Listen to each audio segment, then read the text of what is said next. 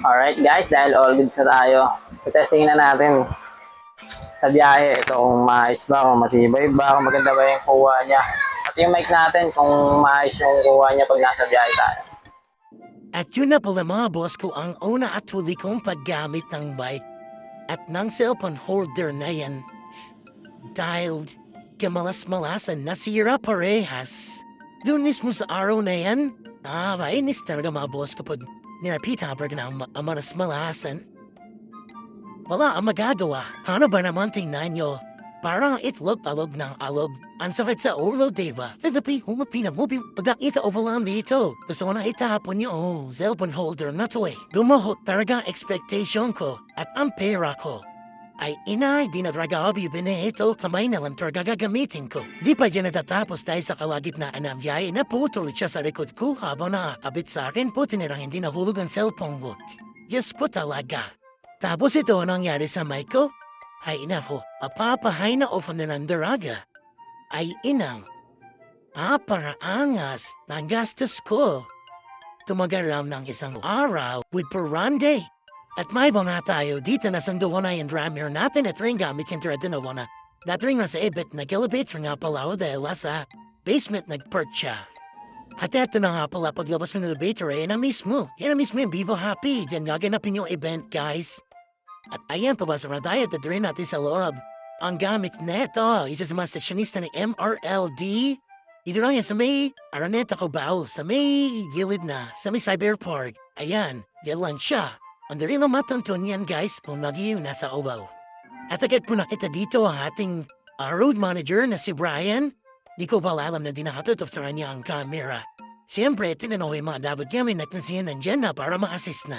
Next daw kami dyan sa naka-silent sa stage para mag-sound check. At then next kami dyan, nilagay ko na sa stage yung gamit at napang-setup na. Habang nag-practice sila, habang may nag-practice dito, ready na natin yung gamit na isa sa mga gitarista natin na si Bugs, mga boss ko. Dito mga boss ko, inuna ko na i-setup yung drum set. Then, hindi naman na ginagamit sa stage at dahil kami naman ang sunod. Kaya naman inasikaso ko na agad isa-isa ko na nilagay yung mga kailangan ng driver natin. Siyempre, dapat alam mo anong gagamitin niya at kung anong setup niya dahil madakal na naman kami magkasama ni team. Ano po na kung anong dapat gawin sa setup niya? Tapos i-adjust na lang kung ano yung komportable siya, kung paano yung pagkarabot niya, kung mga pato niya na maayos. Ganun siya. At ang soundcheck naman, guys, sinabi ganyan sa previous vlog ko, doon sa gig ko ay Boskian. Para laman yung ano yung soundcheck din, pinaniwanag ko naman siya. So yan, dito, sinetap ko na, inuuna ko, syempre, yung snare niya. At syempre, na maabit natin yan, isa-isa na rin natin tinanggal yung mga cymbals at pinalit yung cymbals na dala-dala ng drummer natin. Kasi kung saan yung abortable ang drummer natin, yung pina-asset na gagamitin niya. Di pwedeng kahit soundcheck yan kailangan. Kung ano yung gagamitin sa live yun kasi titimplayin na sound engineer yan. Kasi pag iba yung ginamit mo, may iba rin tunog nun. Kasi may magandang klaseng snare, merong hindi masyadong magandaan, or iba yung tunog, di ka tulad ng diba nila kung saan sila sanay. Nanay siya, mga boss ko. So, magagalit yung sound engineer niya, mag-attach siya mag-iba yung tunog ka na bang ginamit mo sa soundcheck. Ay, yung lumang snare, yung natin talaga. What din mo ginamit yung snare ng drummer? Siyempre, papagalitan. Kaya dapat guys, mapa-soundcheck or mapa-live, ay yung gamitin yung gamit kung anong dira-dira nila or kung ano yung gagamitin nila sa stage or sa live. Yan. Ito yan sa mga natutunan ko at tinurusain ng mga kasamahan ko. Diba? Isa yan sa mga technique. Binaro, di na alam mo yan. Basic lang yan, guys. At ito nga pala yung view ng drummer, guys. Diyan yung sa gitna, yung artist. Yan. Tapos din sound engineer. Then dito ba yung sounds. At tapos si Ryan, yung ating road manager, guys. Yan. Ay, yung view ng drummer. Kasi pa na, tanag siya na stage. Dito tayo. At yung backstage dito yung housing area o artist area. Dito nagkaping yung mga honor to makeup yung mga artist natin. Ay, si Timo. Ay, nga siya guys. Tatanungin natin kung tama yung setup natin. Ay, Red Bull the Rehab Rob. Alright, let's go. At tama naghahandayan ng ibang artist natin. Panood muna tayo ng mga nagka-practice dead. Tayo next din na nandabayanan natin. Galing sumayaw. At tita, dumating na si Jen at sinetap ko na agad yung kanyang gitara. Yan, si Jen nga pa rin magiging gitarista ni MRLD. Ayan yung Viva Happy guys, so. Dito siya, yan. Sabi na ng tao, Bel, ano, about to guys, so sa Mahera Meta banda. Oh, dito lang yan sa may cyberpark. Kung galara, alam mo yan. Kung batang ka ba, alam mo yan. O trabaho dito, alam mo yan. Kung nag-oosenta ka dito, alam mo yan, mga park. At ayun sila Bugs at si Pedro. Si Pedro nga pala yung bayista dito ngayon ni MRLD. Bayista rin sa ni DNA. Guys, kung kaya rin sa DNA na siya kabadarang. Ikaw ay tira ibon sa Jose, hindi na luluma. Ayan pa sa'yo na yan. At ayan, nirapitan ko sila. Tamang po sa ice cream mo si Bugsof. Siya yung gitarista at yung bayista yan. Si Bugs at si Peds. Yan. Ang gagaling ng mga bata na yan, napatitindi yan. Parang kumakain ng gitara yung mga yan. Sa sobrang galing mo si pagtugtog. Kulang pa talaga sa practice sa pagtutok ng camera. Hindi ko matang siya. Ang layo lagi ng tutok ko. Yan yung next time guys nga galing ako. Tututo po na talaga sa akin na. Bahala sila sa buhay ni Raul na nahiyaya. At nabiglang dumating doon sa MRLD. Ayun siya guys. So, napakahas pasab sa'yo. Tsaka pala kumata na sandalit. Sandali. Dito ka na. Magprani basta. Tabi. At dito guys, dumating nga si Ken. At natin siya kaya alam na natin parating siya. At kinuha ko na agad yung gamit niya at sinetap ko na para makapagpatunog-patunog na sila. At dahil kompleto na ang drawbatize na ang lahat, nagpapatunog-patunog na sila para makuha yung timpla na gusto nila habang inaayos ang sound engineer ng board na pagkakabit na sound check. At ito naman guys, yung setup ni Team Mero parang di na iragay any modet na yan. Ay kanya pala siyang setup pa dating yung MRLD. So yan guys. Anara na sound check tinae da sila. Andito nga rin po na si Boss kasama asawa niya na si Ma'am Tina at yung dalawang anak manira. Si Peanut at si Noki. Ayan, kausap na si MRLD guys. At pianista nga rin pala sila si Choi. Pianista niya ni Adi guys. At eto na nga guys, panoorin ng lahat yung sound check nila. Ito yung pinakagagawin ng live performance mamaya pagpasok ng mga tao.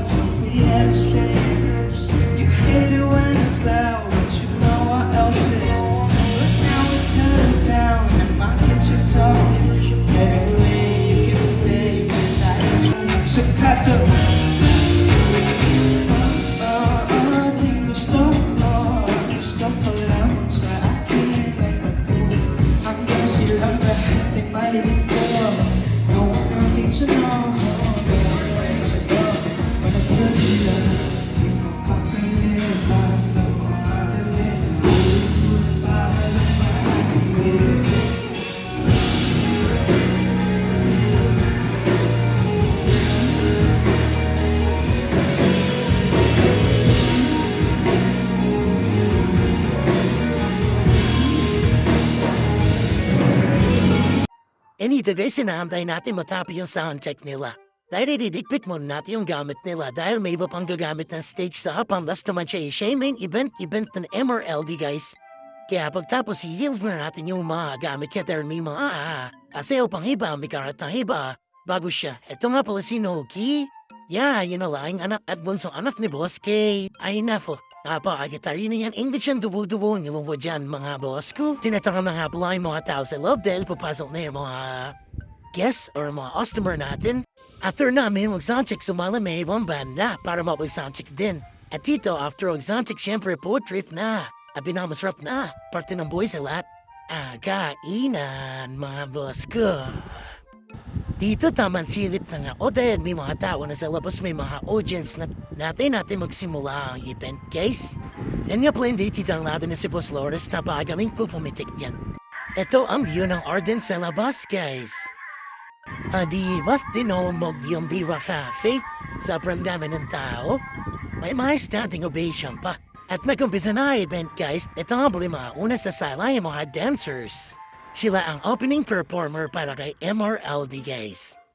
Ang hirap manood dito kaya naisipan ko na lumipat sa labas guys. At naman yung daanan talabas. Talabas na binto na sa ginagina stage at ala, di naman na sila. At yan, dito na masimula mo na mga boss ko.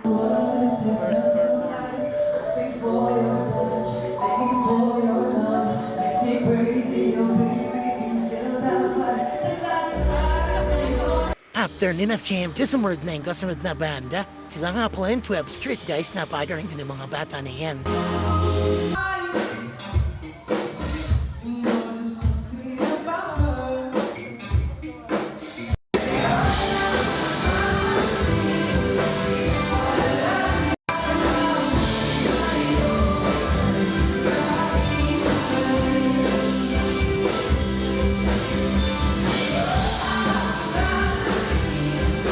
Okay, thumbs pati ako na para outdance sa mga tugtugan ng mga bata rin. Napakagaling. At tara na, dito na tayo tamaran sa main event guys.